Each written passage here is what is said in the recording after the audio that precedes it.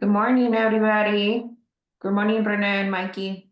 Good morning, Lindsay. How are you? I'm doing great. How are you? I'm doing awesome. Still in the snow. Yeah. You I can want to let everybody know that Vincent is not going to be here this morning. He's traveling back to who, NorCal as we speak. who So, who's not going to be here? Sorry, I missed it. Vincent, who's the host of the Friday calls, Oh, okay. I'm the co-host. You're an awesome co-host, Lindsay. Thank you. How's everybody else doing? Jim, how's your deal? I asked for reductions and they said no, so I told them they're going to get me a mold test. So we're waiting to hear back from them. Where are So, you investing? Where is he? uh, this particular project's about an hour and a half away from where I live in California, Calaveras County. Nice. It's got a lot of value add that has to be done to it, and I want more of a reduction, and they're not willing to go down on that price, but they don't realize if I call for all these actual real inspections, I already inspected it myself.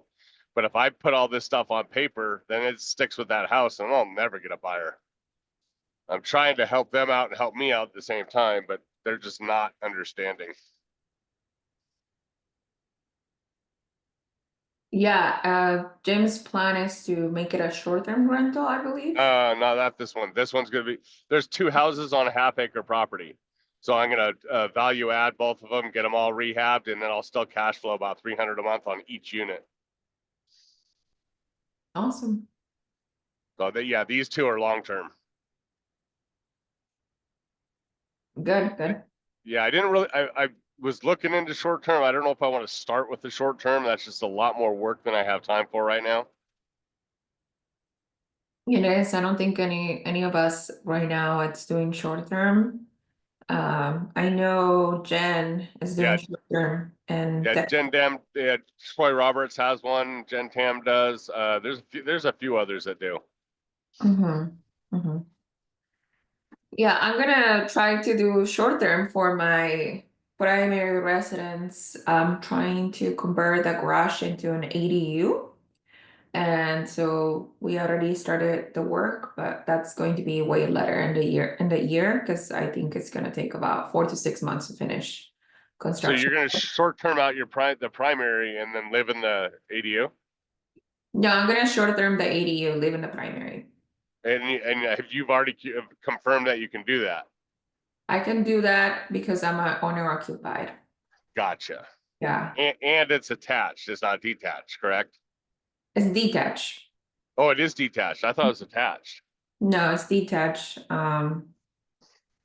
Yeah, but Yeah. the long-term plan is not to do short term. The long-term plan is to do midterm. I just wanted to take advantage of bonus depreciation if I could. Not sure if it's gonna work out, so I might change plans towards the end of the year when it's ready. Gotcha. Hi, Paul.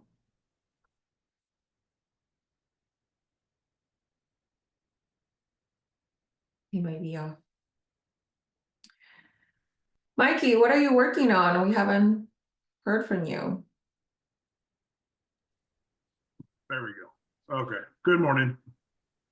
Good morning, Paul. I am getting ready to leave out of town to go back to Seattle and then to Fort Collins today. So I'm trying to wrap all this stuff up along with my Teamsters pension paperwork, and so I can be on my way and cross my fingers and hope to go look at that triplex I spoke about for a couple weeks. Okay, good. Did they come back with a talk for you? Because I remember you made an offer, but they didn't accept. No offer. Just we went and looked at it, and we just I did my back of the napkin rehab costs, and my realtor was going to have their contractor run over and get me a little bit more refined quote, but nothing yet. So I'm going to give him a call I'm going to give him a call Monday, see if we can schedule something. Maybe I'll be there for about a week and a half out in Collins so I can meet up with the contractor perhaps and see where it's going, because seems to me the tide's turning on acquisitions. So Yeah. And I think you said you already had a price that you wanted to come at, right? yeah, there he's the seller. It's the seller's family. They're at 600, and I'm like, well, that it's a guaranteed loser at 600, even if he gives me, 1 or 2 years, preferably 2 years at say like a 2% interest only loan or something like that, just to recoup my money for the rehab, and then see if they want to carry something at that time. Because I think that I personally think that the inflation that everybody's worried about is kind of percolating a little bit. And so perhaps in about 2 years, I could take advantage of that and refinance it and, not have to put much down out of pocket. So that's the hope anyways. Mhm.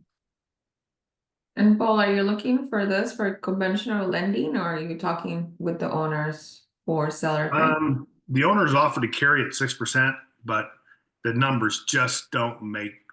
There's no possibility of it being a cash flowing asset at 6%, and so I think that's why I say it's a matter of getting over to the sellers, because, like I said, it's a family.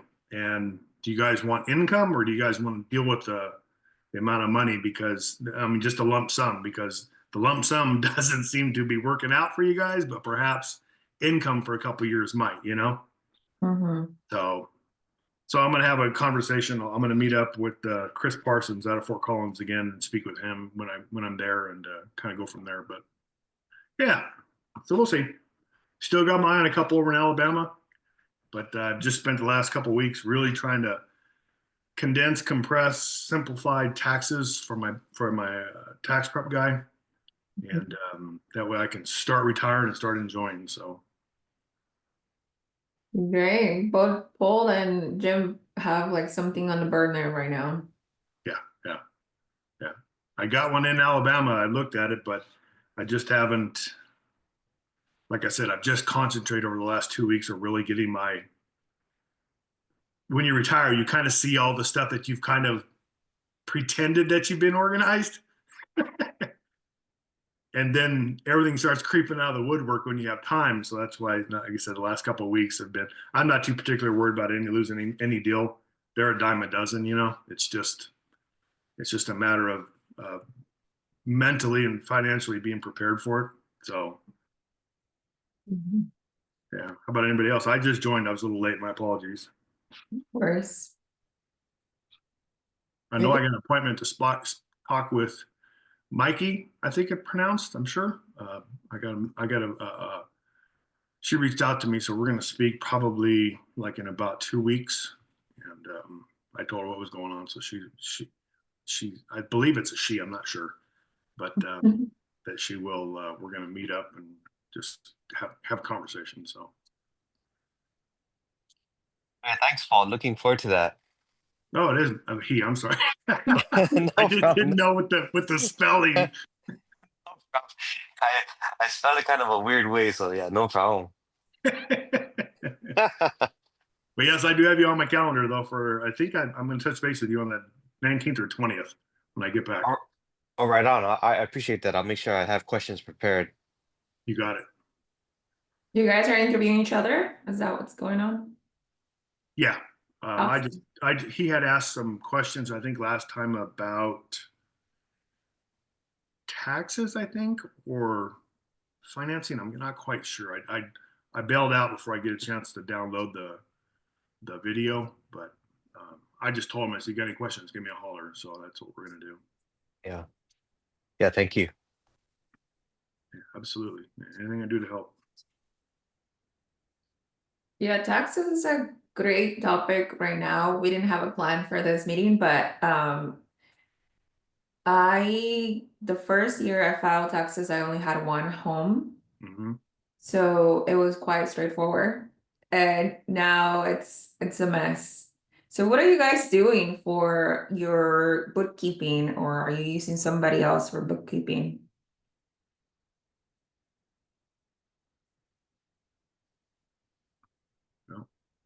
I'll speak.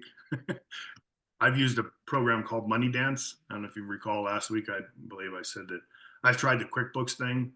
And in the beginning, when you're taking money from one part of your life to cover bills on the other side, on the business side, I tried it and it seemed to be so cumbersome that I just couldn't wrap my head around it. And I just kept spinning and digging deeper till finally I just says, you know what, I'm just going to go with the program that I've been using and just tweak it. Because in essence, they're all spreadsheets. And I just had to get something that would allow me to take money. Like I said, in the beginning, everybody thinks that you're going to have money set aside to do all the repairs, the maintenance and everything. But the reality is as everything has gotten more expensive, and if somebody hasn't stayed ahead of that, they get caught short cash, and it's got to come from somewhere to square up, whether it's a credit card, and if you make payments out of your personal account on that credit card for that activity, it was just so burdensome. And I'm done with this. So I just use a program called Money Dance. And like I said, they're all effectively spreadsheets, but it integrates well with Mac. So that's why I chose it. So I've been using it for about 10 or 12 years. How about you, Mark? What do you use for your bookkeeping? I think everybody else has got their mics shut off. Maybe they're at work. Yeah. Hold on, I'm doing other stuff. No, I use Baselane mainly for all my bookkeeping stuff because I can tab everything in there, and then I use Main Bean Counters for taxes. I got in last year with them, so luckily. Said baseline? Yeah, Baselane is like a banking landlord platform. It's kind of like Hemlane, but a little bit different. But they have like a bookkeeping feature, so you can have like all separate accounts for your properties, and uh have all the money distributed to each one, and then you can tab everything as it comes in, and then you can collect rent through there too if you choose. But I still use Hemlane to collect rent. Yeah, all I've been using a spreadsheet, but it's just really hard to keep all the receipts or the credit card statements. Yeah, I would use Baselane. It's free, Okay. and you can just upload all the docs, and you can tag it if you want, and um, yeah, it's pretty good. I think Mikey uses it. I don't know if he's been using it that much, but Yeah, you should throw So out Mark, you're using your both link.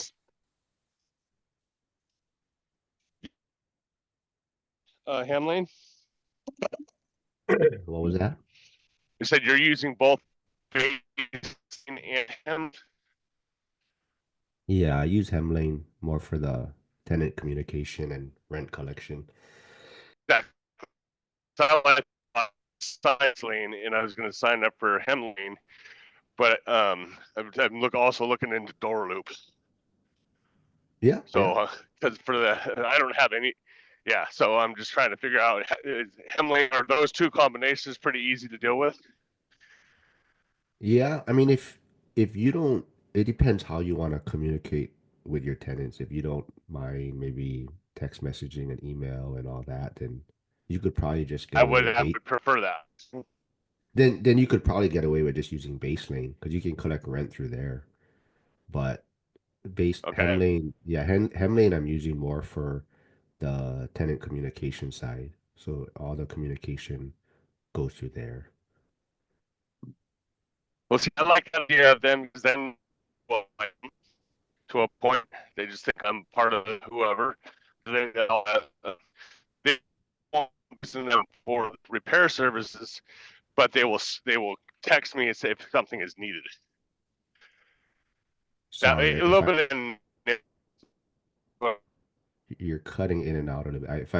If I'm understanding what you're Let's see. asking or saying is it's about the maintenance requests, like how they're communicating with you. Well, no, yeah, that too. So, correct. What I want them to do is communicate with a little bit of anonymity between the tenant and me.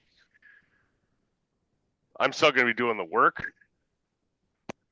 but it's that they can actually schedule the work through to me, and then I don't. They don't.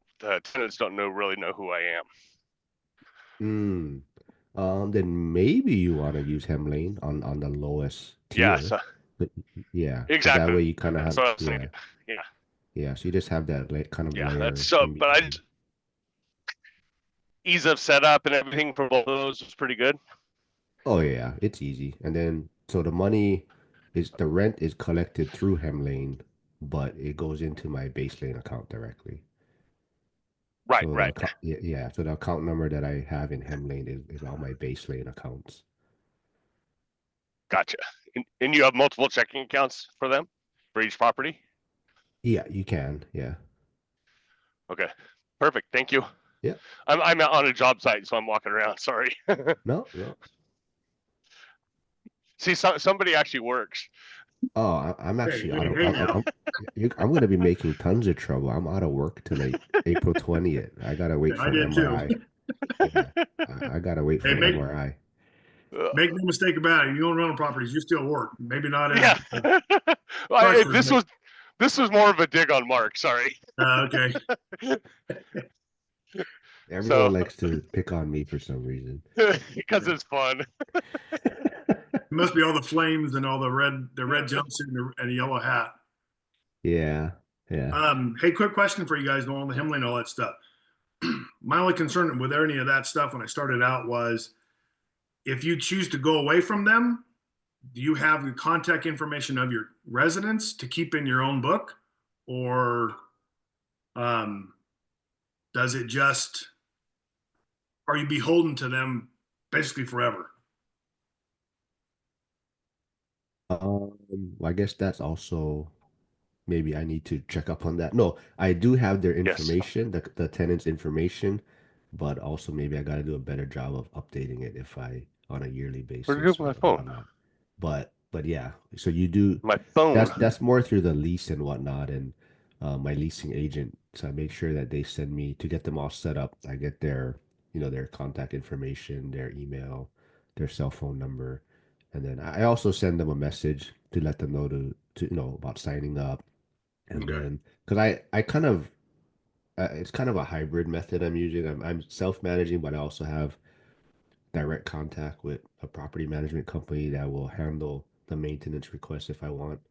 So in my intro Set email up. to them, yeah, I let them know for emergency. You can submit all your maintenance requests through Hemlane, but if there's an emergency, then you directly contact that property management company in the area to handle anything that's an emergency, I guess. So Hemlane is basically, how would you say, the top of the top surface of the pond, but then after that, it gets filtered out to somebody else. Yeah, well, so initially when I first was Yeah, using whatever. when I first was using Hemlane, I was on the top tier when I would use Hemlane's vendors. So the maintenance would be handled directly through Hemlane. So that's how I was doing it initially, but then I also felt like the savings wasn't that much by paying that price. So that's why I kind of worked out something with a company that I'm working with in Pittsburgh, and then so they um, they don't deal with any of the tenant communication things. Basically, I just send them work if needed. So like if the tenant puts in a maintenance request, I can either use them or other people that I know in that area. So basically, I'm kind of on that lowest tier for Hemlane now. Yeah. Okay. Okay. Yeah, I spoke with Dana 2 years ago about it, about joining, and just haven't pulled the trigger on that. I still want to. I'm still entertaining the idea of skimming, not skimming, but thinning back on the management companies because that when you look at the amounts of money that you're spending out there, I mean, our average is about 8.5% gross across the board, but still, it's a significant amount of money, enough to go on a nice trip every year. So, Yeah, I think the one thing, like especially why Dion likes Hemlane is because you can change month to month. It's not like you're stuck with one contract. So it's like if like Dion when he travels, he'll probably go to the highest tier where someone will handle the maintenance for him. okay, Then okay, when he's in the area or in town, then he'll scale down back to the lowest tier where he's gonna handle most of the communication. So that's what's good too. It's not like you're locked into one plan with them. You can kind of change month to month. Right. And they were a flat monthly, right?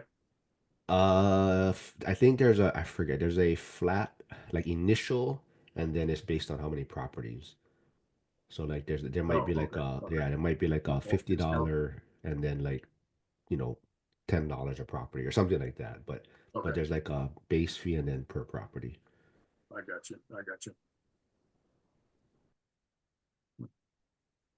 Paul, your properties in Alabama, they're not self-managed. You have a property manager. I would, in all honesty, have to say that the company that I use is Decus. Been with them since the beginning.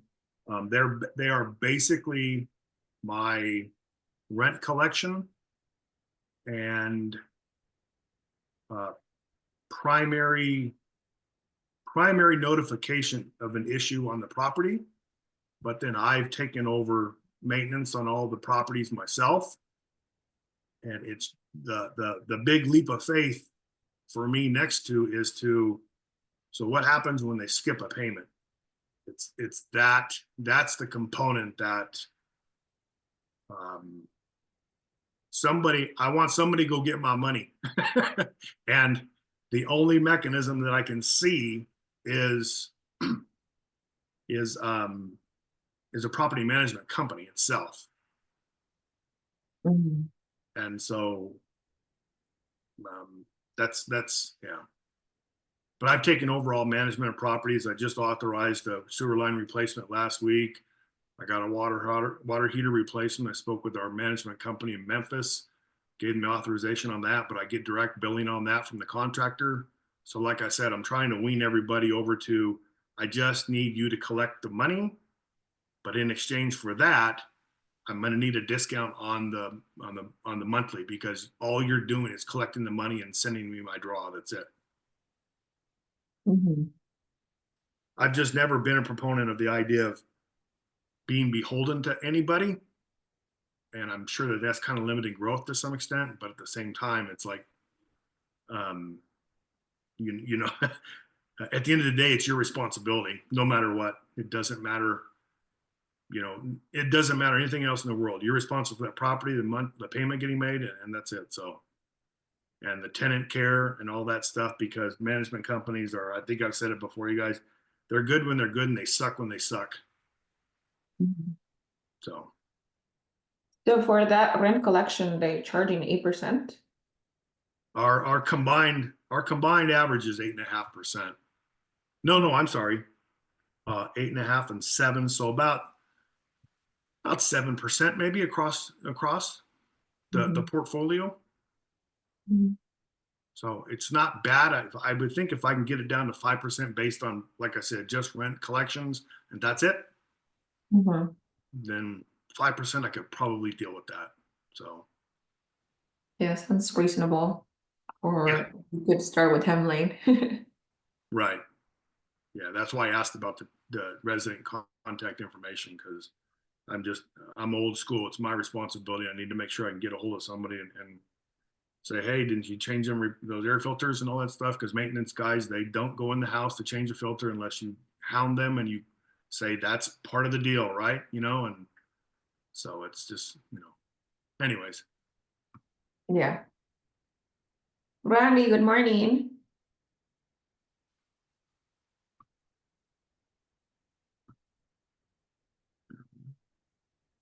Just trying to see if everybody else is also moving forward, like Mikey. I know you unmuted. Good morning. Morning, Randy. How are you doing? Just fine. Can you tell us what you're working on right now, since this is accountability group? I'm going through a eviction and just managing my rentals. That's about it. Oh, how's your eviction going? This is the first time I had to go to court to evict someone, so the trial date's the March the 12th, so we'll see. Mhm. Remind me, what market are you in? East Texas. Oh, okay. And you're gonna go to evict them yourself, or do you have a lawyer with you? No, I'm just going to the justice of the peace, and they set up a court date, and we just show up, and it's sort of like a small claims court. So, but this is the first time I've done a eviction through the court system, but I've done my letters and all trying to get him to go out. And so now I'm going through the justice peace on the court. So they will actually evict him. In other words, they'll give him so many days to totally get his stuff out, or else I just take possession of the house with his stuff in. So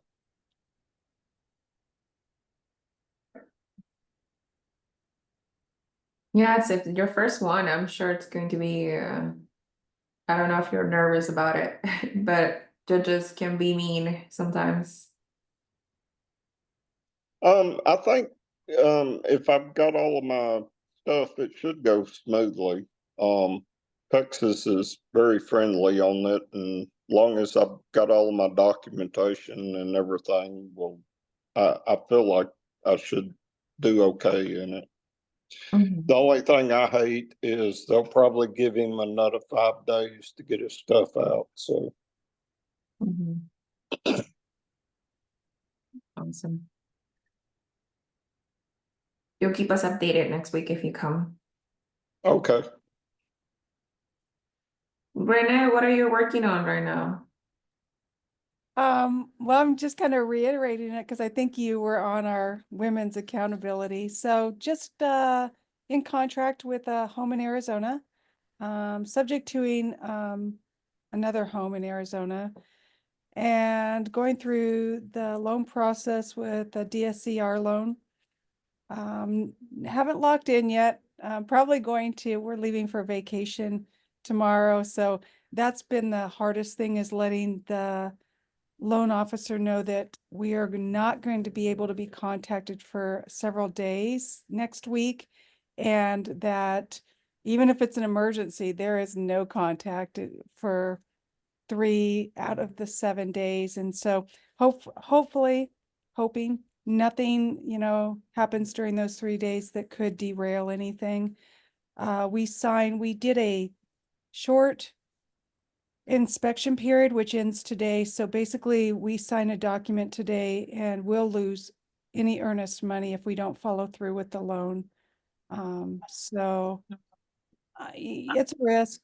Everything came back good with the inspection, the HOAs, the liens. There were no liens. I actually double checked. So I sold a home where I currently live in 2021, and there was an open permit that I left on the property. And I was on vacation, and my real estate agent calls me and he says, "There's an open permit." And I'm like, "Oh crap, I forgot about that." And we were 6 months past the sale, which basically I could have said, it's on the homeowner, they didn't find it in title. And so that's kind of what title insurance is, to uncover, or to also recourse you if you find that somebody's left a permit open or a lien that isn't located. So I was nice, and I contacted the county and said, "I'm not paying for any late fees or anything, but I will pay the permit to get it closed." And they were willing to do that. And so it kind of worked out. But I do know title companies a lot of times do surface, and they don't actually do construction liens or construction permits that might still be open. And so I do recommend because you can call the county or the city of where you're buying the place and just do your due diligence to make sure that there is nothing like that on there. And so we did that. You can actually do it online nowadays. So kind of makes it nice that you don't have to, 100% fully, I think we give latitude to companies that are doing these things, and we think that they're doing everything they're supposed to, but a lot of them, I think, fall through the cracks. So I think I did it only, like I said, because of what I knew had happened with a previous sale. So your way to double checking the title search is by calling the county and Well, ask.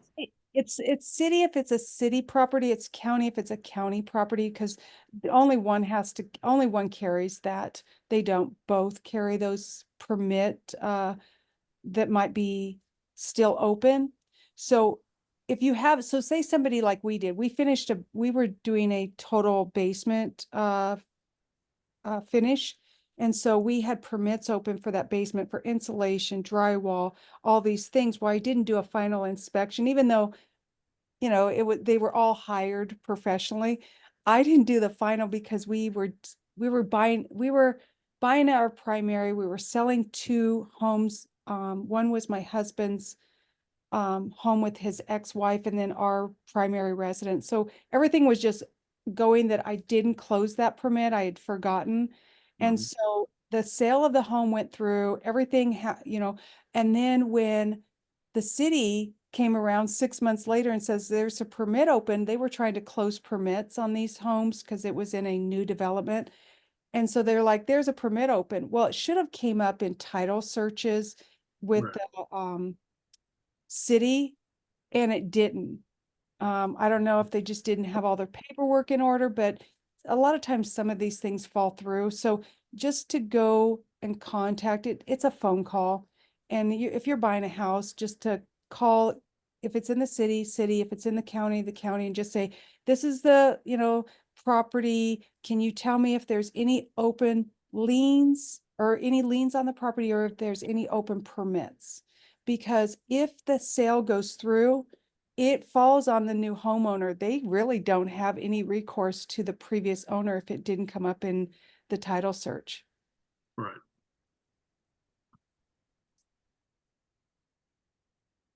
Wow, I didn't think permits can also cause such a headache.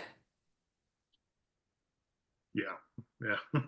We got one of those, and we're selling a home in Memphis, and the city came through and they beats the living tar out of me how they did it, but they post dated it in a sense this um, uh, landscaping citation on it on the property. And so it came in last minute, and they're like, "Hey, what's going on with this?" I'm like, "Well, news to me." So, um, yeah, then we had to go back and get that scored up, get the land taken care of, and the guy signed off on it. Put it off by about 2 weeks, about a week and a half, I think it was. But yeah, stuff like that happens, and yeah, it was ours was caught, not like the other gals. It was post, but yeah, that stuff creeps through, and And permits are a little bit different than a lien. A lien is actually filed with the courts. So a right, lien is pretty much, it's almost always you're going to find a lien, but permits, because they're not like they're not filed. They're just a thing that you go to the right, city and say, I'm gonna do this work and I need it inspected. Those things get, from my understanding, talking to enough agents, real estate agents in different areas, they fall through all the time. So there's a lot of properties that still have open. I have an open permit right now on my current home just because I finished the work a while ago. I just haven't called it in. And so they don't like police you, is what I would say. And so right, because they've got so many of them are open, that it's your responsibility or your contractor's responsibility to close those. But if you sell and they're still open, they transfer to the new owner. And so that's why the new owner didn't want to pay, I think it was almost $1,000 of this permit that was still open. And so they wanted me to pay it. And I'm like, so I was like, and like I said, I opened it. So I was more than happy, but there was like $500 in late fees and a and some other stuff. And I'm like, I'm not going to pay all those fees. I'll pay to get the permit closed. And so I was nice enough to call up the city and work with the city to, basically get rid of all those and just pay that so that it wouldn't transfer to the new owner. But just know it, you could say, because you could be three sellers back on a permit that's still open. Why would the last seller have to pay it? And that's what I'm saying. They can be overlooked multiple times, not just one time. Don't always plan on getting your fees released. Most jurisdictions will not do that. That's how they make their money. Exactly.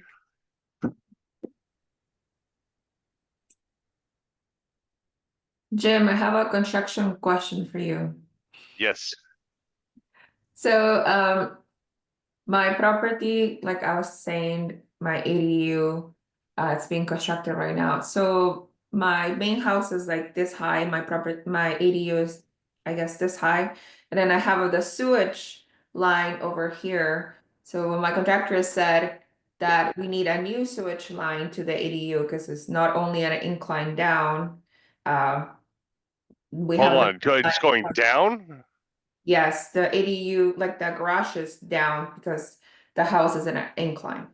Okay, you have other options. You can also do what's called a lift station, but that can cost enough money in and of itself.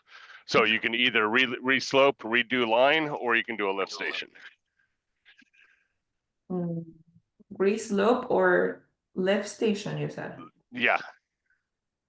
So Hmm. either you redig the line and then you slope it correctly, or else you do a lift station. And what a lift station is basically a big garbage disposal inside a big old inside a tank, and then it grinds stuff up and then shoots it, pumps it up, and there's a pump and like a garbage disposal, and it pumps it up and then shoots it over to the pipe, to the main line.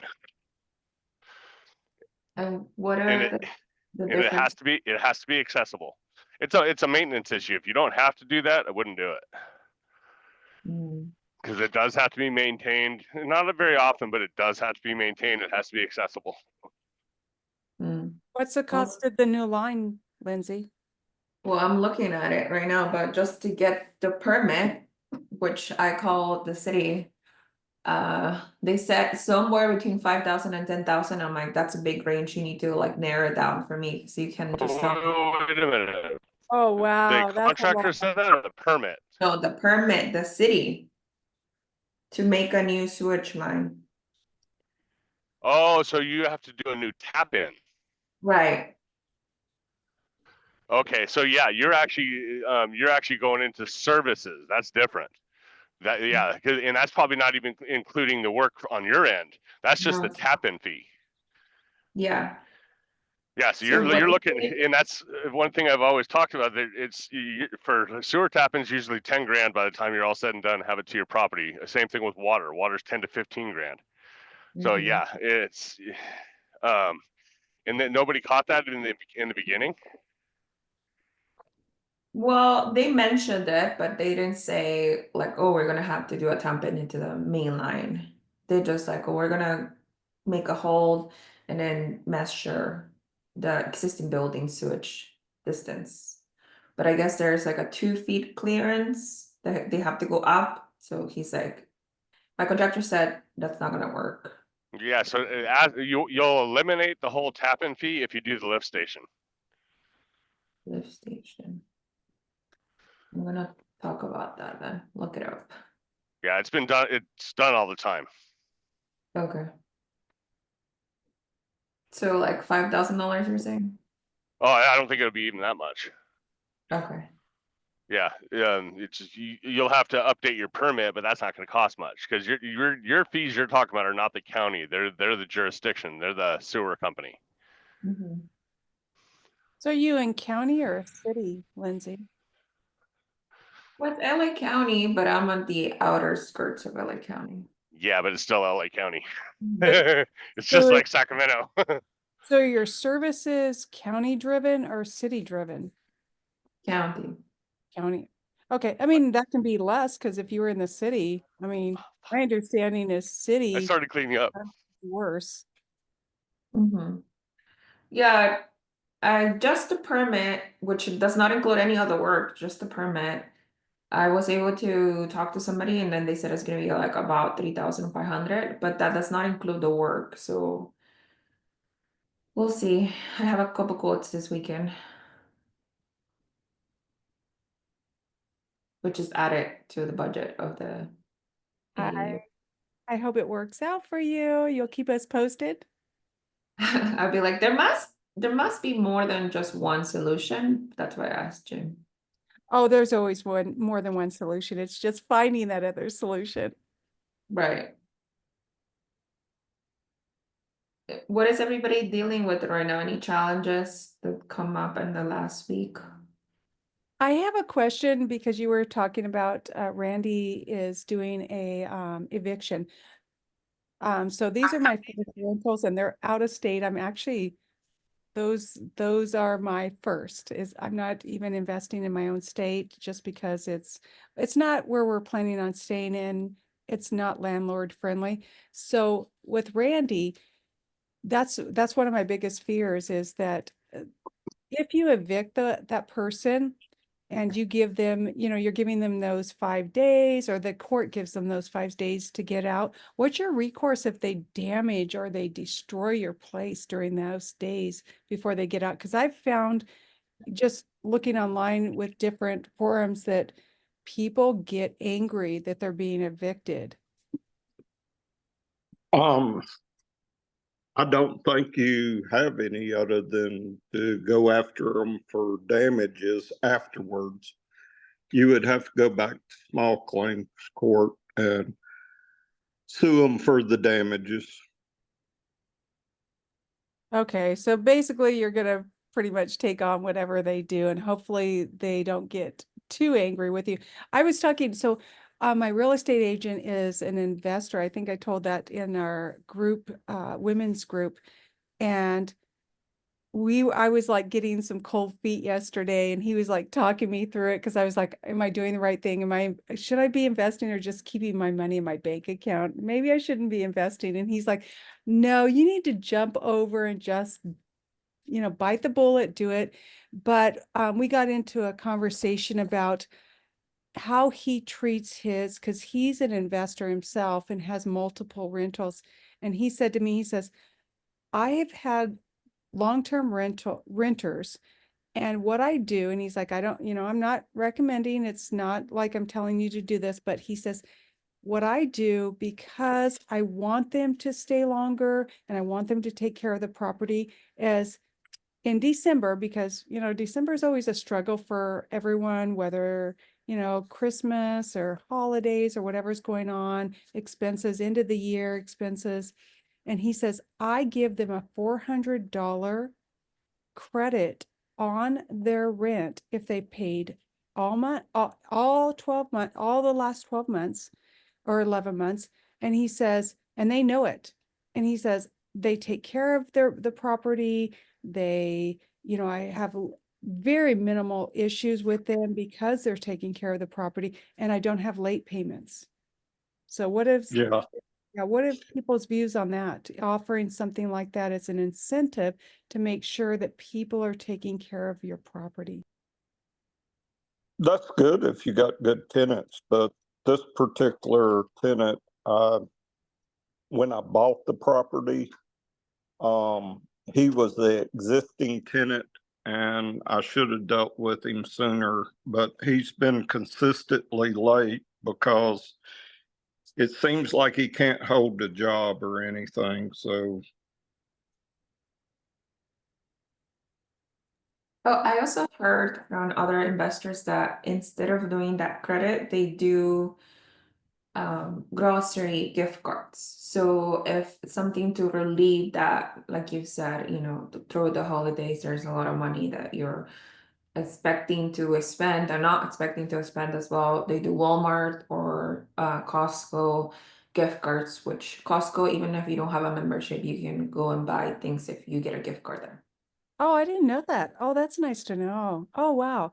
Yeah, well, I think the conversation got started because I said I was renting and my landlord that I was renting from was so nice and he allowed me to sublet the downstairs, which had a kitchen, it had a bathroom. And so I actually rented it out to traveling nurses because there was a hospital nearby. And it was funny because I didn't own the property, but I was renting out the bottom because I was struggling at the time to even make my own rent. But that is how the conversation got up to, or came about with the real estate. Because I think that, we always want to punish because they're paying late, but why aren't we rewarding when they're paying on time? Mhm. Yeah, I agree. It's a nice sentiment. Well, have you ever noticed that most everything, it's like, whether it's your cell phone or all these things, it's like all these deals are given to everybody that comes in new. Why aren't they giving deals to us for being a customer of theirs for 3 years or 5 years? I am so frustrated with how they work these things to get these people to come to them that might only be temporarily. They could get people to stay if they actually rewarded people that value what they're doing. Mm-hmm.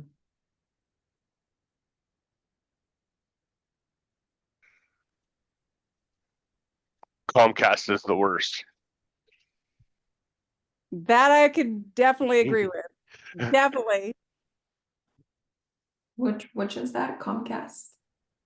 Comcast is a internet, cable, TV, phone, all that stuff.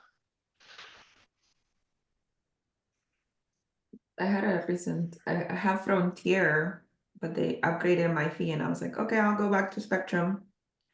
And then they're like, oh no, we can't Exactly. adjust. That's in, But if you don't call them, yeah. Linz, You hack, but if you don't call them and you don't reach out to them, they're not giving you nothing. They're Right. going to keep you on the same thing. It's like your insurance. I just got into this big insurance thing because of, I've never gotten insurance on a secondary home. So I was having to do that for the DSCR loan. And when I was calling around to get a quote, it's funny because I have all of my insurance through Progressive, my home, my cars, my, extra items. And I called them, I got a quote online. Then I called them because I didn't think I was getting a discount because I was a current, client. And when I called them, they decided to say to me, guess what? That house, it's in a high fire area and we can't insure you. I'm like, what? High fire? What? I don't get this. So I called up my agent and I says, yeah, I tried to get insurance through Progressive. Do you have anybody in your area? Because I'm dealing with an agent in the area. So do you have anybody in your area that you recommend? He says, State Farm seems to be, and I said, State Farm's normally the most expensive. I says, really? And he says, no, call them up and just see what you can get. They gave me a quote for half of what Progressive was quoting me for this, actually more coverage because it was almost $200,000 on liability higher and everything else was the same.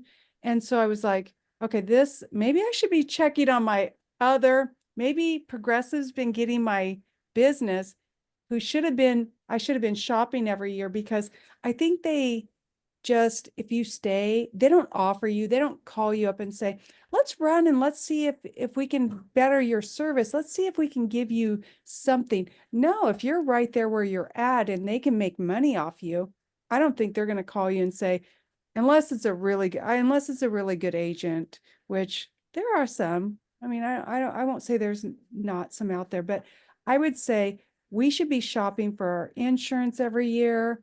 We should be shopping for our insurance with our investing properties because we could be losing thousands of dollars paying out when it's not really the best coverage. It's just because it's a status quo.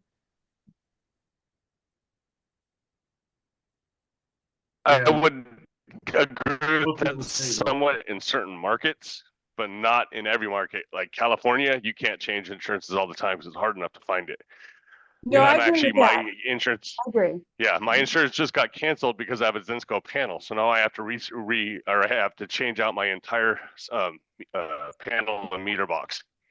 because Well, and I it's think there's Zinsco. certain areas. Yeah, and I do, and I respect that there are areas like Florida, California, well, South Carolina. There's some areas that get hit hard with, whether it be tornadoes or flooding or fires that are constantly being combated with those things that, yes, you are fighting to just get coverage versus Corrupt politicians. stopping. Yes, yes. I do. I 100% agree with you.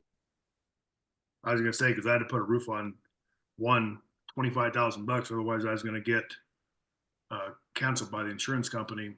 And I was like, well, I'll look around. Couldn't find any policies existing. One was gonna be almost $9,000 a year because of my zip code and how close we are to quote fire zone. So I had to spend $25,000 for a roof. Otherwise, I was gonna spend another $7,000 per year on insurance policy, and I can only locate one. So Can everybody just vacate California and come inland? Just joking, just joking. I'm just saying, it'd be like, can we just all boycott California? Because I hear so much Gavin Newsom, but devastation. Yeah. It's hard. I'm from I was born in San Bernardino County, so and I have a lot of family still in the area. So I do like the area, but it is really hard to live there and be able to live with all the struggles that they're dealing with. So it's a tough market there. yes. So the only two benefits of it, otherwise we haven't moved, is Prop 13 if you've owned properties for a while, basically your primary, well, any of them actually, and the weather. That's it. Without Prop 13, we'd be out of here. I find it just hilarious because I grew up in Idaho, and in the Northwest, we have wildfires every summer. We have communities that are threatened by wildfires every summer. And California's message is, we're just going to make it next to impossible to like rebuild or live in these areas because we're afraid of the, holy crap, the community is going to burn down. But And but Troy, do you guys, I mean, I don't know about your area. I'm a little more familiar with California, but do you have it really condensed with an area that's populated? Because with California and the Santa Ana winds, with some of the areas that have been hit, I'm very familiar with the areas that were hit hard in California. And those areas, they're just tougher to recoup from that devastation because it's so dense. So I'm also from Oregon. I lived 30 years there, and that's where I'd go back to. And we have wildfires, but the wildfires are most contained to the forest areas. So they don't actually, I mean, there are small pockets of areas where they devastate inhabited areas, but for the most part, it's just burning timber, which, I mean, that's a loss per se, it is, and it's devastating, but it's not actually in areas that are heavily dense with population where that devastation is really hard to recoup and build back up, especially if it's widespread. here's how I see it. There are communities that get wiped off the face of the earth all the time in the Pacific Northwest. Oh yeah. They're small. They're small. Yep. You know, you're talking like 1,000 to 3,000 people, and it's everything those people have. It's no different than California. The biggest difference with California is the housing values and all the property values are 3, 4, 5 times higher. And what problem is you have a lot more homes that get wiped out in these fires.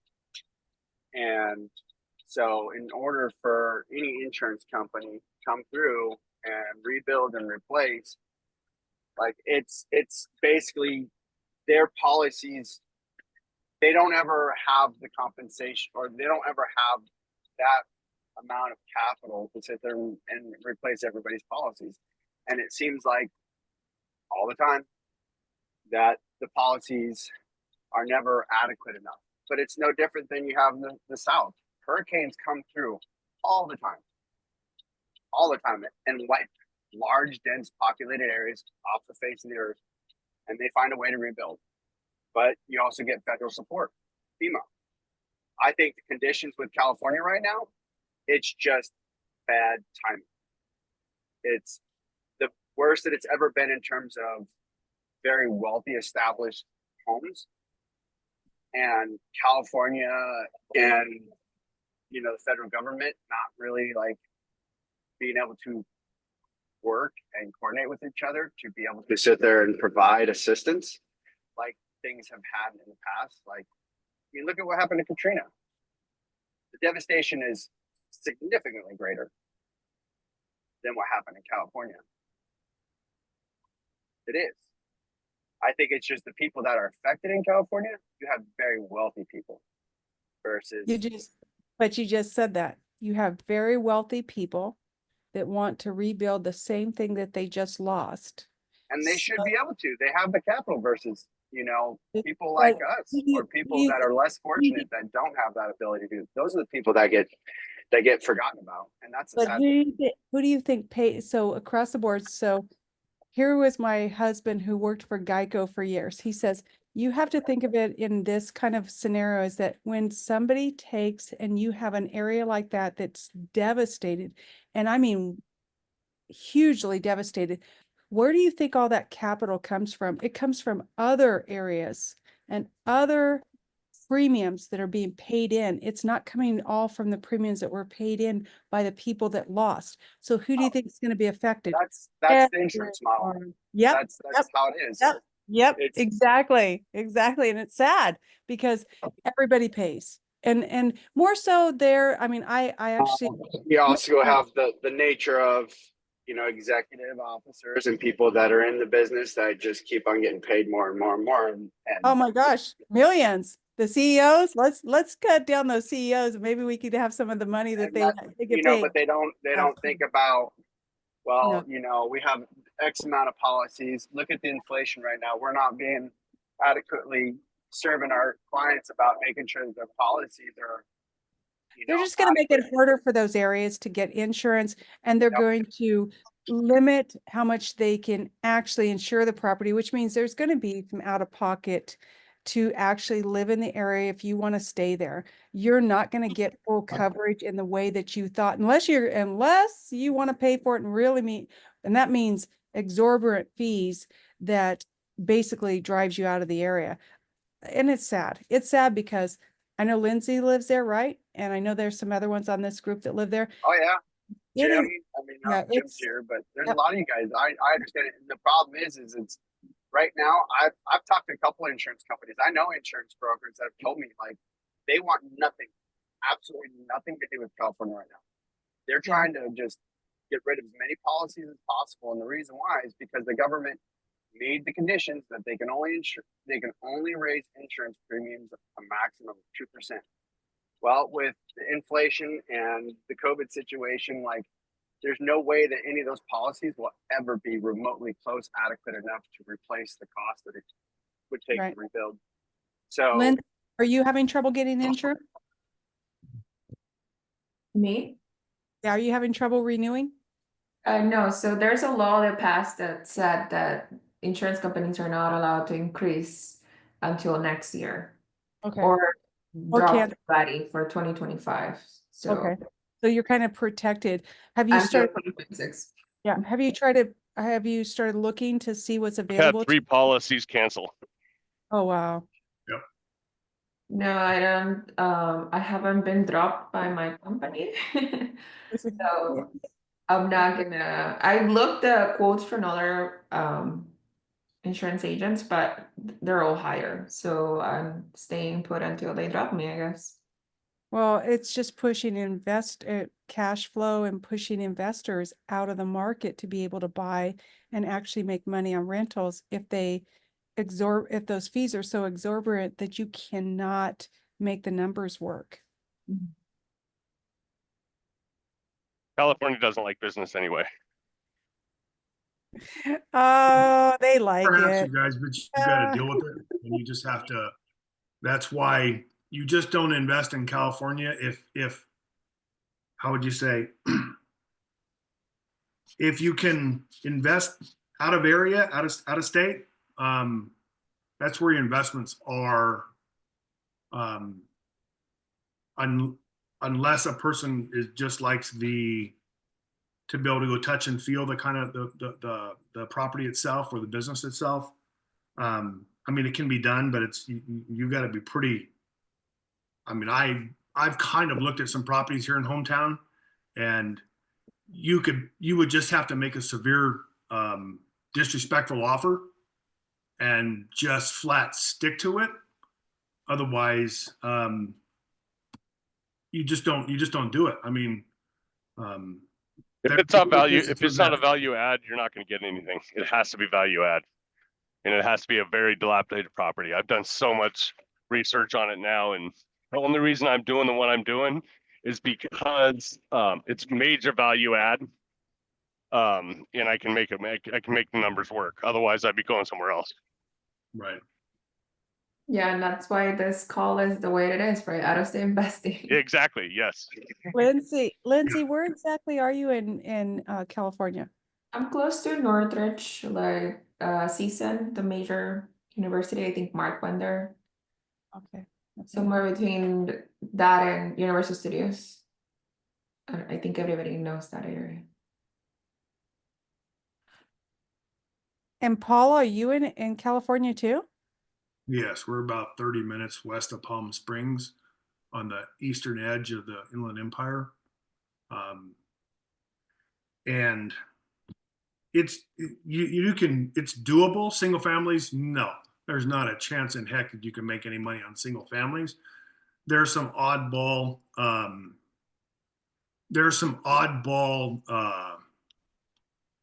multis, quasi multis, that over the course of time, the owner's kind of done this and done that and done this, that there's opportunities there. But once again, it's you really got to find somebody that's been out there 120, 135 days on the market and make a flat disrespectful offer. I got one in hometown here.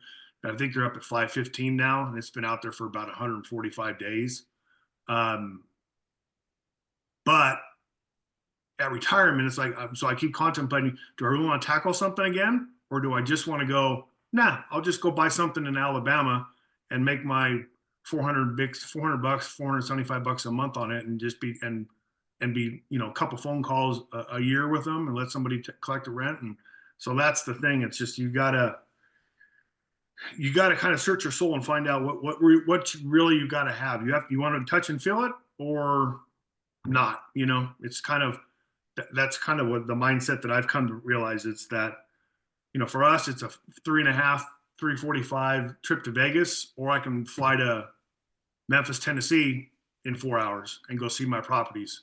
So it's just kind of mindsets, that kind of stuff. But So are you investing in Tennessee then? Is that what I'm yes, hearing? yeah, Okay. absolutely.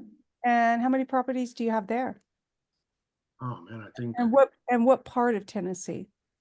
Memphis. That's where the Memphis. money's at. Okay, Memphis. Okay. That's where the investments are. Everything else is speculating. Are you doing long-term, short-term, midterm? Oh, long term. I don't need another job. Long term. Well, Jen can attest to that one. She's got Texas out of state and she does short term and midterms. And I'm like, how do you do that? I could not do that if I didn't live or be right there. I mean, and it's not that, I mean, I guess you could, sub it out to somebody to manage it, but I would just be like, I don't know. I would want to be in this, at least living in the state of where I'm having those short and midterm rentals. But Memphis, I hear, is really growing in investing. So I have Yes. heard good things about that area. So that's good. That's awesome. There's an old adage is I just love Memphis and I recommend to everybody. I got a great property management company. I don't get nothing out of it. Mike might buy me a soda someday if I ever, meet up with him again. I was there last year, but there's a common fact that for Memphis, and the tip of the spear is that you can get a package to any corner in the continental United States within 4 hours. No, I'm sorry, within 2.5 hours from Memphis. And the reason why that's always been so vital for investing is that hub for transportation's never gonna die. And we're not a manufacturing economy. We're a consuming economy. Products come in and products go out, and it's a great market, so it's worked well for us. But Paul just recently retired from his W-2. yes, What was your W-2? What career were you in? I was just one of them knucklehead truck drivers for Coca-Cola that spent 27 years listening to podcasts and audible books and built my knowledge. And here we are today, and getting ready to get some more. That's for sure. But I just had, like I've been saying, I just had to get my books in order to where it's simple, and I can farm out everything I need to everybody and deal with that. So Congrats. yeah, it's workable.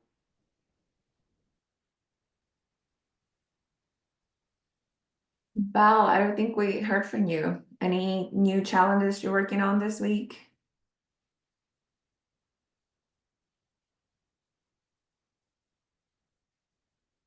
Yeah, he came across my Facebook feed Yeah, for some yeah, reason. yeah. I'm here. No, no, nothing. I'm just just listening, continue to keep grinding, taking it all in. So yeah, no complaints here. Just you know, trying to let some other stuff get settled before I jump into anything else. But just like I said, more or less just just keeping my head down for sure. I think Mark is trying to get you on his channel as well. I'm sorry.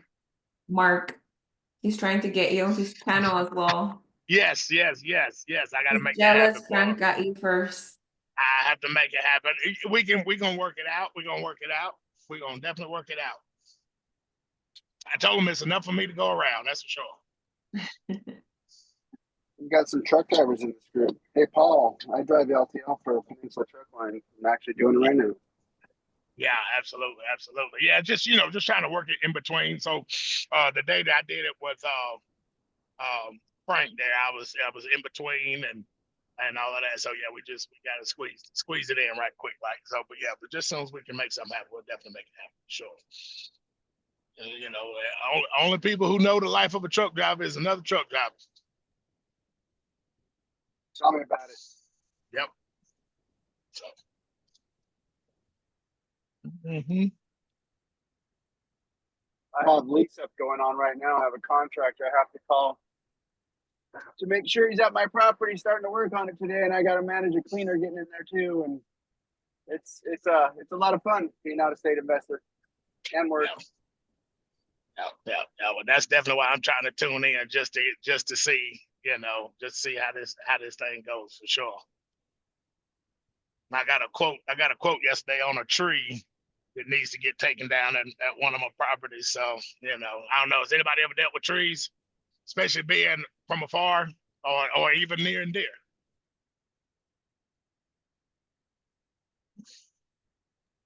Not taking a whole tree out, but just prune it. Well, he worked me pretty good yesterday because I called myself being firm. I was ready for that call. I was going to be firm. I was standing on business. And I said, Val, hey, yes. give me a sec here. I'll get back to you on this. I got to make a phone call to my contractor, but I used to do landscaping and I used to do some tree service work. So I'll get back to him. Just give me a bit. Okay. Yeah, that's cool. So I was trying to be firm, and I was like, hey, just want it trimmed, just need a quote on that, just want it trimmed. And he's like, man, I got to bring all my equipment out for another $200. Go ahead and take the whole tree down. So I mean, it's like, what did you do? I just got finished having trees trimmed and removed around 2 of my properties, and one of them was $500 to have the whole tree removed. Mm-hmm. And then the other one cost me, I think it was $200 just to have the tree laid down, and I cut it up and hauled it off. Gotcha. Those some really good prices. I wish my price was that, but it wasn't. Randy, where'd you get those prices? I had 3 trees laid down. That's crazy. I know it, That right? is I'm loving it. absurd. No, I paid I'm so much loving it. more. No, I- you are awesome. Can they come here? I probably pay to fly them out here for that price. I don't think they would drive. They're in Texas, so Oh, and that's a long but way from Minnesota, so I don't think they're yeah, gonna come out here, but oh my goodness, I took down 3 trees. I had my son come out here because, so my career, I owned a landscape company with my ex-husband for 30 years in Oregon, and my son went to work for his dad. And so anytime I have any landscape work or my son owes me money, I call him up and tell him I'm flying him out. Well, we got quotes on taking down some trees because we've had a lot. This has been a really bad year for trees dying in this area. I don't know if it's ash borer or some of these, bugs that attack them, but it's been really bad. And so we had 3 trees die, and one of them is actually splits us and the neighbor. And I told my son, he's like, I'll take it down. I said, no, you won't. No, you won't. Nope. I've already contacted the neighbor. We're going to have somebody who's licensed and insured in Minnesota, because if that thing falls on that house, I am not going to be responsible. No way is my insurance going to cover it. So I says, leave that tree. Those 2 trees I need you to take down for me. And he's really good about doing it. But we rented a lift, and even with the lift and what I paid him, because I did pay him to come out, I paid a lot more than what Randy paid. So I think I got the yeah, raw end of the stick there. yeah. The tree was I'm gonna say 10 feet from the house, so it very easily could have fell on the house, but he cut it down in sections and loaded it up and hauled it off for $500. So Yeah. Yeah, we need some of them prices in North Carolina too. Say that's a smoking deal right We need there. those. Val, we need them. We need them. Hey, Just look, spread it and look, around. and look, so I was trying to name drop because like one of the guys that my private money guy, he does a lot of flipping. So I try to beat up all his contractors. So that's the first thing out my mouth. Hey man, Tim told me to call you. And he was like, oh yeah, I know Tim. I got 9 rentals too. And I'm like, oh, okay. So I'm like, it's gonna be a sweet price, landlord to landlord. It was $1,500, but I'm not really complaining because it could always be worse. But he just said it was going to be 1,500. But you definitely, Val, it could yes, be a ma'am. lot worse. Val, Absolutely. Val, I got quotes higher than that. So I imagine. we Yeah. had to, these are oak, so one oak tree and one elder tree, or elder tree. Hmm. They were a good 40 feet in the air. And Gotcha. one of them was close to the house, which is one that I had my son take down. But I mean, he limbed it. He did good with what he was doing. But we got quotes, well, almost $5,000 for the 2 trees. So I'm just telling you, Yeah.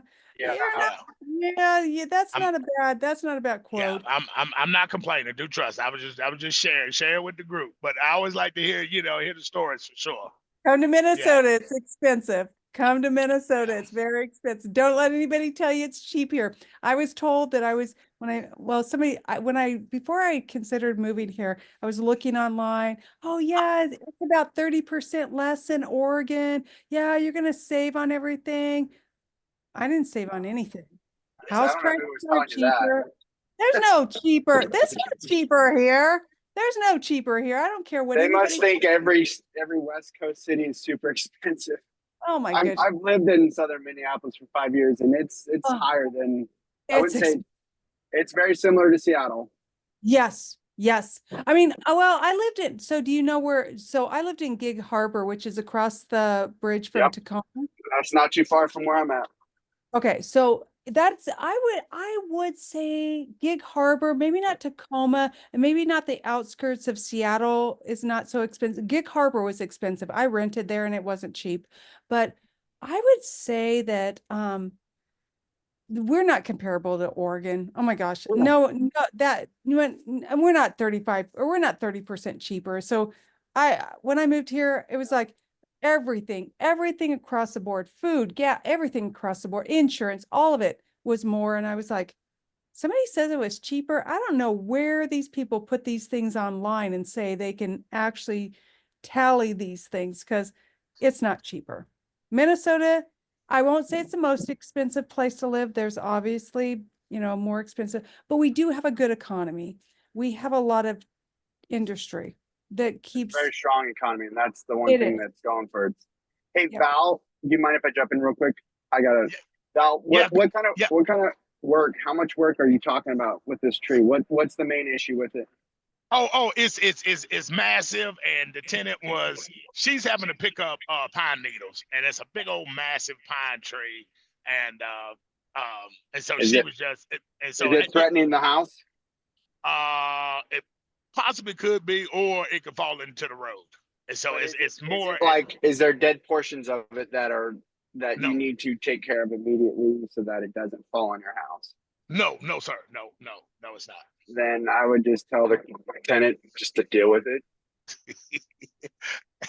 Okay. Because I mean, the only thing that, I mean, you got to think of it this way, like the benefit for you to spend the capital to have it worked on. I mean, you can have a company come in and take some limbs up and try to eliminate a lot of, a lot of the limbs so that you have less pine needle drops. Yeah. But, a good healthy tree is actually beneficial because it provides shade. It What? provides, a wind deterrent on the house too. And so it actually makes it cooler for your tenant who's living there. But, Yeah. I don't think it's worth, because, I mean, how big around at the base is? Is it 50 inches, 40 inches? Oh man, I'm gonna probably just say probably 3.5 foot. It's Okay, it's you're looking at massive. 30 to 40. So how tall is Yeah. it? Probably about 100 feet tall. 60, maybe 60, 40. I mean, yeah, about 60, probably about 60. But you know what? I bought the property, like I said, I bought the property 3 years ago, and it's never been trimmed. It's nothing. I mean, it's kind of a pain, and then it's one of those things too. It's almost like, let me go ahead and jump on it before it turns into a problem, because it's close to the power line. But then, hey, if Duke Energy hadn't came out there and trimmed it back, or then a storm comes through and then it's laying over it, in the road, you're gonna get that phone call. So like I said, you was off the call, but it's a friend of a friend. He's another investor. He has a tree company. He's doing me a solid $1,500, and then now Is there's that to something. remove the whole thing? Yes, this is Oh my yes, because God. that's what I was telling Do the it. group. Yes, that's Do what I it. was telling. That's what I was telling That's the cheap. group. Right, That's that's really what I was. cheap. Right, I was telling the group. He was basically saying like, "Hey, I still got to bring out all my equipment." He said, "I'm still going to charge you 1,300 just to limit. I got all my equipment out there. $200 more, we'll take the whole tree down to the ground." So I Are they said, going to haul off all the "Yes, wood and yes, everything? Oh yes, yeah. yes, I yes, would say pay it. Get it if they're yes." willing to do that and you have the capital to do it right now. Just do it. Yes. Truck, and look, I'll throw it back out there. Truck driver, truck drivers are lazy. Truck driver makes you lazy. So yeah, I'm not doing none of that. So if he said he's gonna haul it all off for the same price, absolutely, I love it. So yeah, I'm the less lazy truck driver. I'm the busy guy. yeah. Well, I do the like I said, LTL work. I'm constantly moving, but yeah, and I'm a Lindsay, DIYer. Lindsay, thank you for answering that question. So you said that February 25th conventional may be lower now. Look at the rates right now, Rick. Good question. So I'm in the process of buying right now. I'm in the financing part of it. And so we contemplated conventional versus DSCR loan.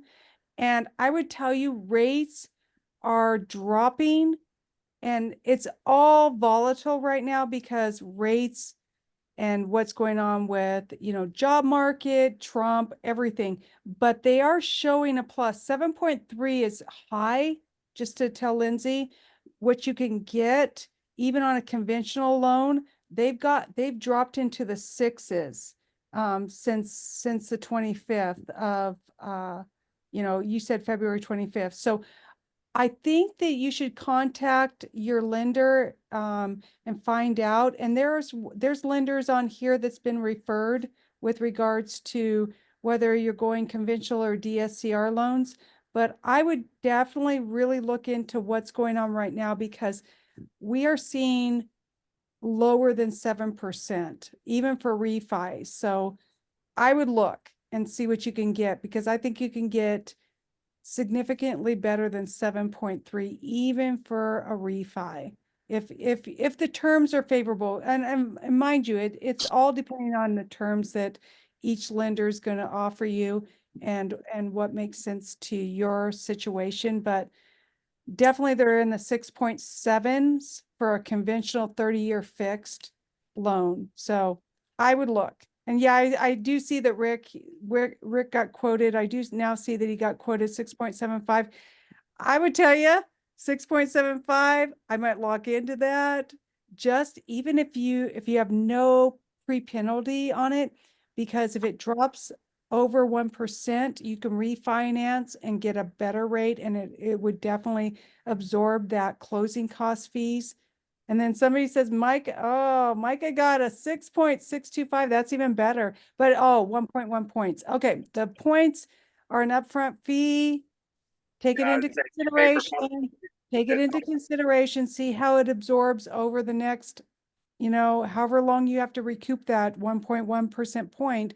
If you can if you think you can recoup it or before you have to refi, it makes sense. If you don't think so, sometimes paying points don't work. We're going to pay points. I will tell you, we got to fight. I will tell you my terms. I didn't tell them earlier. I did tell them in our women's group. So my terms are 5.8. I'm paying 1.62 in points to get that. It's a 1-year penalty on a DSCR loan. We are able to put 30% down, which I am doing. And I want to do, because I want that equity in the home. So here's our terms: 5.8, 1.62, 30% down. So those are my terms. And I only have a 1-year penalty on that. That's So for now. yeah. Well, my husband's got really good credit score, because it's a DSCR loan, so they're not going about his credit or finances or anything, but he's financing, he's got a W-2. We're going off of his credit score for that. So that definitely plays a part in those numbers. So I would tell you, don't trust my numbers, because it's definitely individually determined by credit score too, if you're looking It at the is. Yep. Yeah, it is. How much are you paying for points on that? 1.62 on the loan. You're only, well, it's, My but loan's 320. oh, okay, there you go.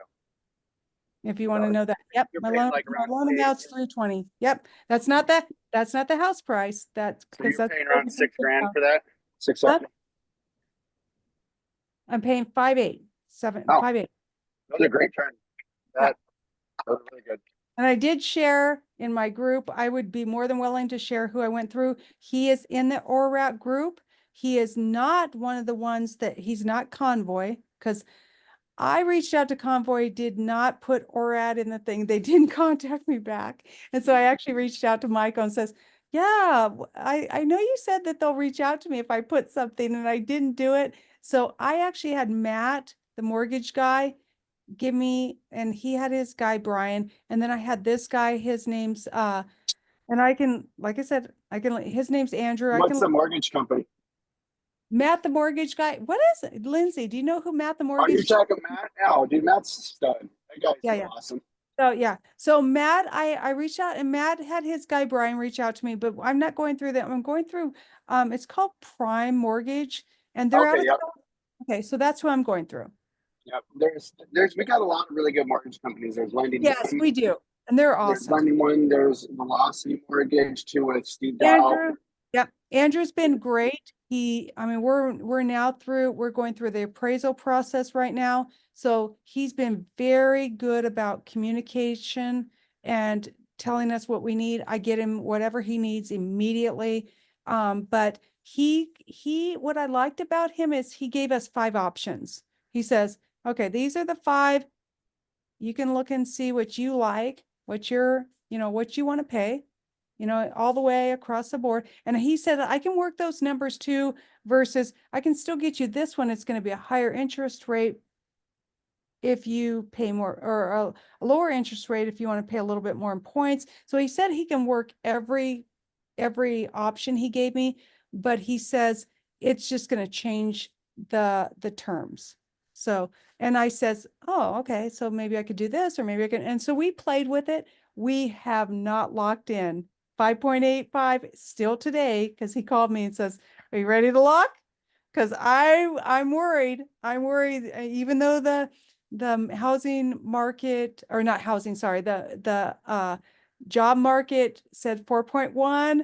He's like, I think I would lock before the weekend's over. And so we haven't locked. So I will tell you that. I agree with you. I mean, it's one of those things that you get it locked in, you get locked in. If it still drops, then, you know, whatever. At least, I mean, Yeah. that's still, I mean, it's I probably don't think it's cash gonna flow drop. well. Yeah, I don't think it's gonna drop significant. And that's what I told my husband. I says, I think we need to lock and just be done. Be done. Just lock and be done. So Right. we're move forward. So Well, everybody, thank you so much for showing today. I actually have to hop on in a meeting, but it was nice talking to you. I hope Vincent will be here next week. And then we'll see each other then. see you then. Have a good one, guys. Bye bye.